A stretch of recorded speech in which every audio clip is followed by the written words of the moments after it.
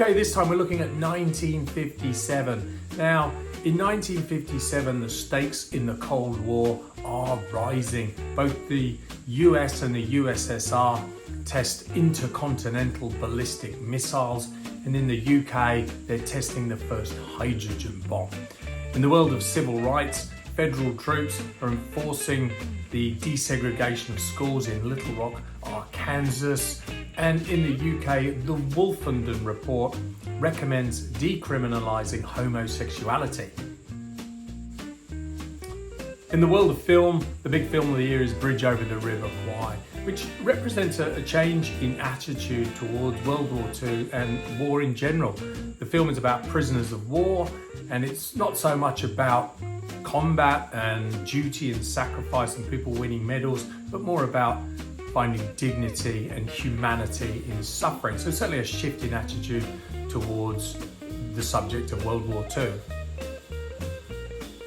In the world of pop music itself, we've still got rockabilly going strong with the likes of Buddy Holly and Guy Mitchell. We've got crooners like Perry Como on the scene, and the Everly Brothers are starting to make their impact felt in the charts. We've got Sam Cooke, who's perhaps bringing a gospel influence into those charts as well.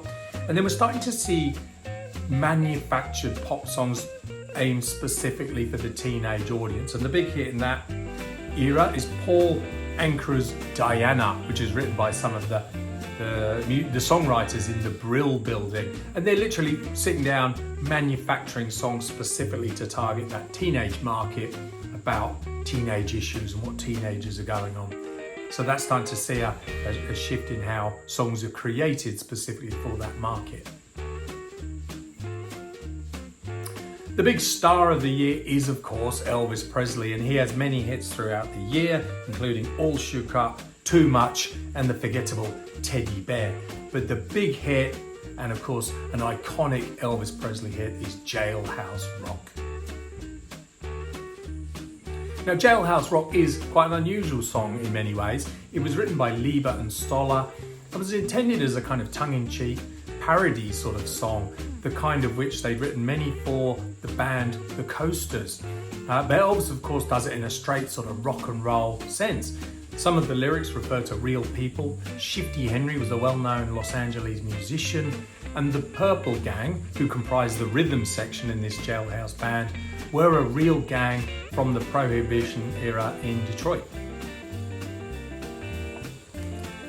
The song is also unusual as it seems to contain some references to homoerotic goings on in the jail. One inmate says to the other, "You're the cutest jailbird I ever did see."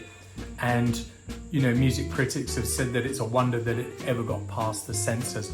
But it did. It went on to be a big hit. And of course, one of the reasons for that was there was a very distinctive visual sequence.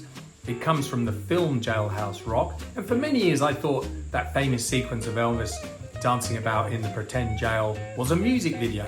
But it wasn't. It was a bit before that time. But it kind of worked like that, having that distinctive visual episode with the song, really drove the popularity and lodges it in the mind, as we've learned with music videos ever since. So Jailhouse Rock, massive hit, and Elvis is really for me his most iconic number from 1957.